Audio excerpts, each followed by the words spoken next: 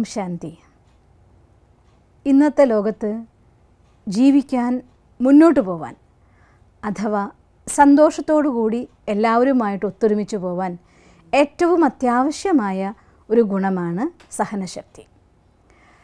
ഈ സമൂഹത്തിൽ നിങ്ങൾ എവിടെ തിരിഞ്ഞു നോക്കിയാലും, അത് നമ്മുടെ കുടുംബത്തിലാവട്ടെ, ഫാമിലി ഗ്യാതറിങ്സിലാവട്ടെ, ഓഫീസിലാവട്ടെ, മറ്റേത് സ്ഥലത്തായിക്കോട്ടെ, എവിടെയാണെങ്കിലും സഹിക്കാനും നമുക്ക് ക്ഷമിക്കാനുള്ളതായിരിക്കുന്ന കാര്യങ്ങൾ ഒരുപാടാണ്. കാരണം ലോകം ഇന്ന് സ്ട്രെസ്സിൻ്റെ ലോകത്താണ് ജീവിച്ചുകൊണ്ടിരിക്കുന്നത്. ഒരു മനുഷ്യൻ്റെ മനസ്സിൽ സ്ട്രെസ്സിന് അധീനമായി കഴിഞ്ഞു കഴിയുമ്പോൾ അവരുടെ വ്യവഹാരം, സംസാരം, അവരുടെ പെരുമാറ്റ രീതികൾ, അവരുടെ കാര്യങ്ങളുള്ളതായിരിക്കുന്ന എഫിഷ്യൻസി, ഇതിനെയൊക്കെ സ്ട്രെസ്സ് ബാധിച്ചുകൊണ്ടിരിക്കുകയാണ്. അതുകൊണ്ട് തന്നെ എന്ത് സംഭവിക്കുന്നു വെച്ചാൽ, മനുഷ്യന്മാരൊക്കെ തന്നെ സ്വയം നിയന്ത്രണമില്ലാതെ പലപ്പോഴും പലതും പറഞ്ഞു പോകും. കുറച്ച് കഴിയുമ്പോൾ ഞാൻ അങ്ങനെയൊന്നും വിചാരിച്ച് പറഞ്ഞതല്ല, നിന്നെ വിഷമിക്കണമെന്ന് വിചാരിച്ച് പറഞ്ഞതല്ല എന്നൊക്കെ പിന്നെ തിരുത്തുകയും ചെയ്യും. പക്ഷേ മനസ്സിനേറ്റ മുറിവ് ഇല്ലാതാക്കാനായിട്ട് ആർക്കും സാധിക്കില്ല. അതുകൊണ്ടാണ് ഇന്നത്തെ ലോകത്ത് ദിവസം കഴിയും തോറും 4 അച്ഛനും അമ്മയും മക്കളും കൂടുന്ന 4 അംഗങ്ങളുള്ളൊരു കുടുംബമായിട്ട് ജീവിച്ചിട്ട് കൂടി അവിടെയും പരസ്പരം ആ ഒരു കുടുംബത്തിൻ്റെ സുഖവും വാംത്തും ഒക്കെ ഇല്ലാതാവുന്നതിൻ്റെ കാരണം. അതുകൊണ്ട് സഹനശക്തി എന്നൊരു ഗുണത്തെ നമുക്ക് പ്രാക്ടീസ് ചെയ്യാൻ പറ്റുകയാണെങ്കിൽ തീർച്ചയായിട്ടും നമ്മുടെ ഓഫീസിലാണെങ്കിലും വീട്ടിലാണെങ്കിലും സമൂഹത്തിലാണെങ്കിലും എല്ലാവർക്കും ഏറ്റവും കൂടുതൽ സ്വീകാര്യനായ ഒരു വ്യക്തിയായിട്ട് നിങ്ങൾക്ക് മാറാൻ സാധിക്കും. അതിന് നമുക്ക് എന്താ ചെയ്യാൻ സാധിക്കുക? വാസ്തവത്തിൽ എന്താണ് സഹനശക്തി എന്ന് നമുക്കറിയാൻ സാധിക്കണം. ഞാൻ നിങ്ങൾക്കൊരു ഉദാഹരണം പറഞ്ഞു തരികയാണ്. ഒരു മാവിനെ ഒരു കുട്ടി കല്ലെറിയാന്ന് വിചാരിക്കൂ. മാവ് സ്വയം അത് ശക്തിശാലിയാണ്, സ്ട്രോങ് ആണ്. അതിൻ്റെ സ്ട്രോങ് ആയിട്ടുള്ളൊരു ബേസ് ഉണ്ട്, ഒരു ബോഡി ഉണ്ട്. ആ മാവിൽ നിറച്ച് വളരെ ലോലമായിരിക്കുന്ന മാമ്പഴങ്ങൾ തൂങ്ങി നിൽക്കുകയാണ്.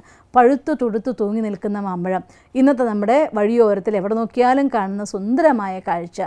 ആ കാഴ്ചയിൽ ആ മാവിൻ്റെ താഴെ വരുന്ന ആരും ആഗ്രഹിച്ചു പോവും, എനിക്ക് ആ മാവുമെന്നൊരു മാങ്ങ കിട്ടിയെങ്കിൽ എന്ന്. അതുകൊണ്ട് മാങ്ങ കിട്ടാൻ വേണ്ടി ആളുകൾ ഉപയോഗിക്കുന്ന വഴി എന്താണ്? ഒന്നുകിൽ വടിയെടുത്ത് അടിച്ചോ കൊളുത്തിയോ മാങ്ങ വലിച്ച് താഴേക്കിടും, അതല്ലാന്നുണ്ടെങ്കിൽ കല്ലെറിയും. ആ മാവിന് കുറ്റം കൊണ്ടാണോ ആ മാവിന് വടി കൊണ്ടുള്ള അടി കൊള്ളേണ്ടി വന്നത്, അഥവാ കല്ലേറ് കൊള്ളേണ്ടി വന്നത്? അതിൽ പഴുത്തു തൂങ്ങിക്കിടക്കുന്നതായിരിക്കുന്ന മാമ്പഴങ്ങളാണ് ആ മാവിന് കല്ലേറ് കൊള്ളാനായിട്ടുള്ള കാരണം. അതുപോലെ ഈ ലോകത്ത് നമ്മൾ മുന്നോട്ട് പോകുന്ന സന്ദർഭത്തിൽ എപ്പോഴെങ്കിലും അനാവശ്യമായിട്ട് നിങ്ങളെ ആരെങ്കിലും കുറ്റം പറയുകയാണെങ്കിൽ ചിലപ്പോഴൊക്കെ നമ്മുടെ തെറ്റുകളെ തന്നെയായിരിക്കും ആളുകൾ പറയുന്നത്. അത് തെറ്റാണ് എന്ന് നിങ്ങൾക്ക് തോന്നുന്നുണ്ടെങ്കിൽ തീർച്ചയായിട്ടും നമ്മളത് തെറ്റാണെന്ന് സ്വീകരിക്കാനും അതിനെ എനിക്ക് മാറ്റണം എന്ന ഒരു ചിന്തയോട് കൂടിയിട്ട് അത് സ്വീകരിക്കുകയാണെങ്കിൽ അത് നമുക്കൊരു വലിയ വിഷയമായിട്ട് തോന്നില്ല, അല്ലെങ്കിൽ ഒരു വിഷമായിട്ട് നമുക്ക് തോന്നില്ല. അതേസമയം തന്നെ ചെയ്യാത്ത ഒരു കുറ്റത്തിന് വേണ്ടിയിട്ടോ അല്ലെങ്കിൽ അനാവശ്യമായിട്ടോ നമ്മളെ കുറ്റം പറയുകയാണെങ്കിൽ മനസ്സിലാക്കുക, തീർച്ചയായിട്ടും അവർക്ക് നമ്മളിൽ നിന്ന് എന്തോ ഒന്ന് കിട്ടാനുള്ളതായിരിക്കുന്ന ഒരു കൊതി അല്ലെങ്കിൽ ആ ഒരു ഇഷ്ടം, അതിന് വേണ്ടിയിട്ടായിരിക്കണം മനുഷ്യന്മാർ നമ്മളെ കുറ്റം പറയുന്നത്. അപ്പോൾ അതുകൊണ്ട് ആ കാര്യം നമ്മുടെ ഉള്ളിലേക്ക് നമ്മൾ സ്വീകരിച്ചാലോ, ഉള്ളിൽ പോകുന്നതായിരിക്കുന്ന സാധനം തീർച്ചയായിട്ടും അത് ഉള്ളിലേക്ക് ഇറങ്ങി ചെല്ലുകയും ചെയ്യും. ഞാൻ പണ്ട് കേട്ടിട്ടുണ്ട്, വലിയ ആൾക്കാർ പറഞ്ഞൊരു അത്രേ, വേണ്ടാത്ത കാര്യമാണെങ്കിൽ ഒരു ചെവി കൂടെ കേട്ട് മറ്റേ ചെവി കൂടെ അങ്ങ് കളയണം എന്നാണ് പറയുന്നത്. പക്ഷേ ഞാൻ മനസ്സിലാക്കിയിടത്തോളം ഞങ്ങളുടെ ബ്രഹ്മകുമാരിസിൻ്റെ സീനിയർ ആയിരിക്കുന്നത് അത് ഞങ്ങളോട് പറയാറുണ്ട്, ഒരു ചെവിയിലൂടെ കേട്ട കാര്യം മറ്റൊരു ചെവിയിൽ കൂടെ കളയാന്ന് പറയുന്നത് അസാധ്യമാണ്. അസാധ്യം എന്നല്ല, അത് പോവും, പക്ഷെ ഫുള്ളായിട്ട് പോവില്ല.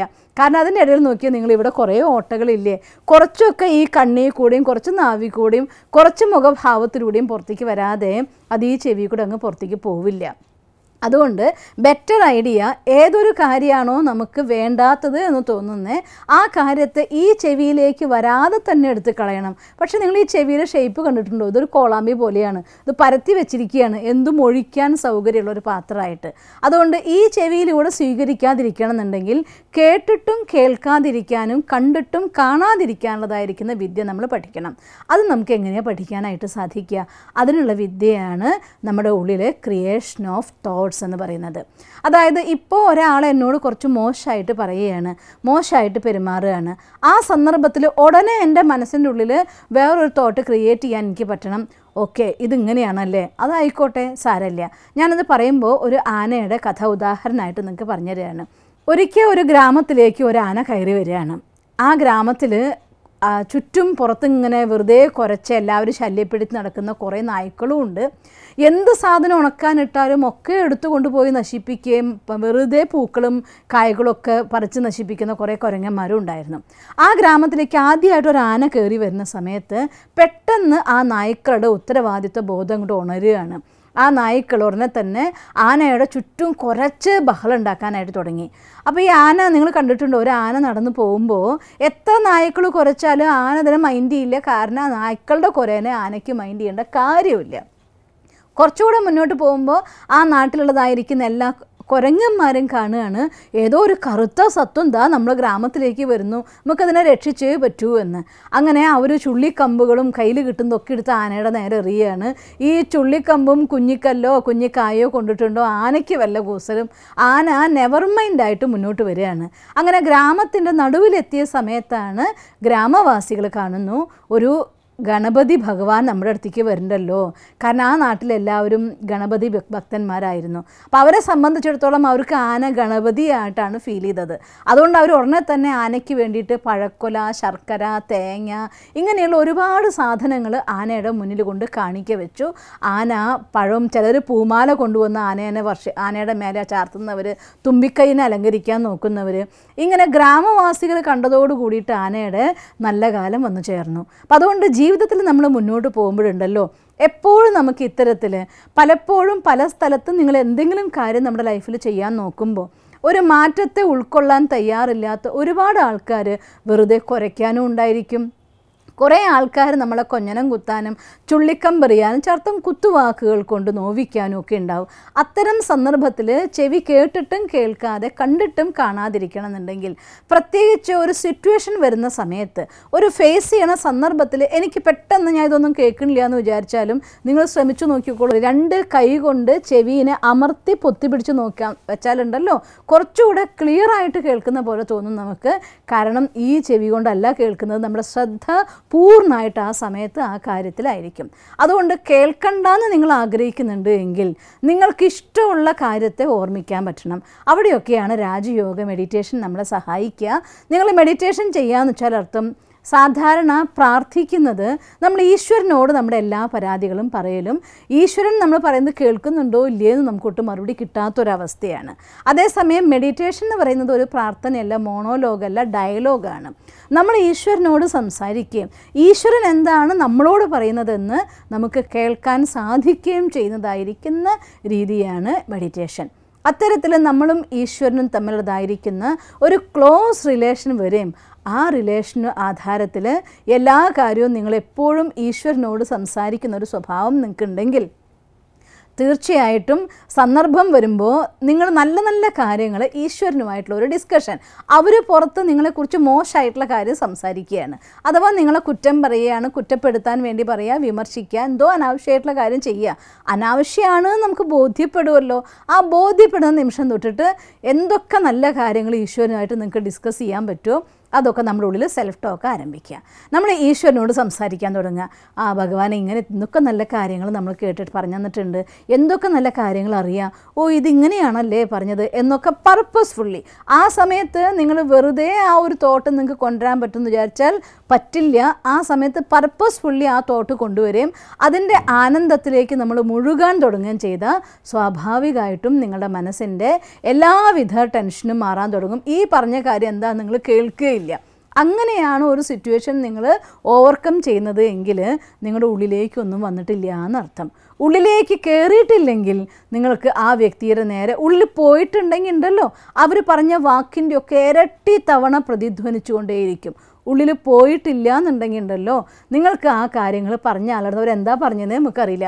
ആ എന്തോ പറഞ്ഞു എന്നറിയാം, എന്തോ പറഞ്ഞു സാരമില്ല പോട്ടെ എന്ന് നമുക്ക് വിചാരിക്കാൻ പറ്റും. പക്ഷേ ഇന്നത് പറഞ്ഞു എന്നുള്ളിൽ പോയാൽ അത് അവിടെ കിടന്ന് പ്രതിധ്വനിച്ച് അതിൻ്റെ 10 ഇരട്ടി ശക്തിയിൽ നമ്മളിൽ നിന്നത് പുറത്തേക്ക് വരും.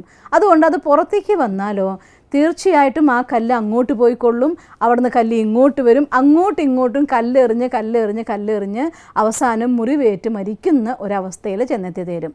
അങ്ങനെ ഒരവസ്ഥ ഇല്ലാതിരിക്കാൻ വേണ്ടിയിട്ട്, കണ്ടിട്ടും കാണാതിരിക്കാൻ, കേട്ടിട്ടും കേൾക്കാതിരിക്കാൻ വേണ്ടി രാജയോഗ മെഡിറ്റേഷൻ അഥവാ മെഡിറ്റേഷൻ നിങ്ങൾ പ്രാക്ടീസ് ചെയ്യൂ. നമ്മുടെ മനസ്സിൽ ഈശ്വരനോട് സംസാരിക്കാൻ തുടങ്ങൂ.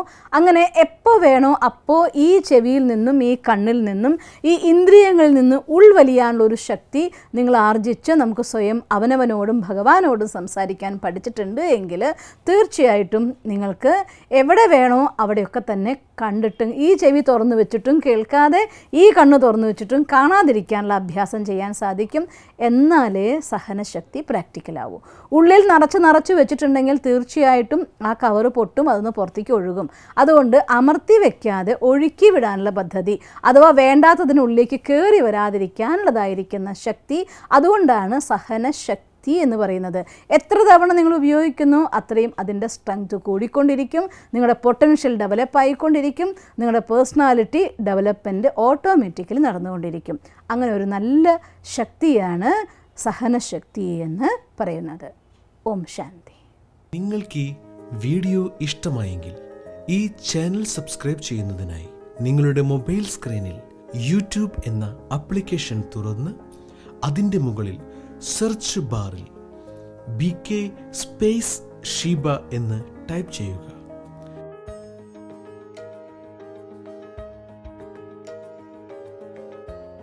അതിൽ BK ഷീബ എന്ന ചാനൽ ക്ലിക്ക് ചെയ്യുക.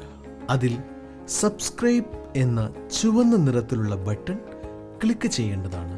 അപ്പോൾ വലതുവശത്ത് പ്രത്യക്ഷപ്പെടുന്ന ബെൽ ഐക്കൺ കൂടി ക്ലിക്ക് ചെയ്യാൻ മറക്കരുത്. അതിലൂടെ നിങ്ങൾക്ക് ഞങ്ങളിവിടെ വീഡിയോ അപ്ലോഡ് ചെയ്യുന്ന അതേ സമയം നോട്ടിഫിക്കേഷൻ മൊബൈലിൽ ലഭിക്കാനും വീഡിയോ കാണാനും സാധിക്കുന്നതാണ്. ഈ ചാനൽ സബ്സ്ക്രൈബ് ചെയ്ത ഓരോരുത്തർക്കും നന്ദി.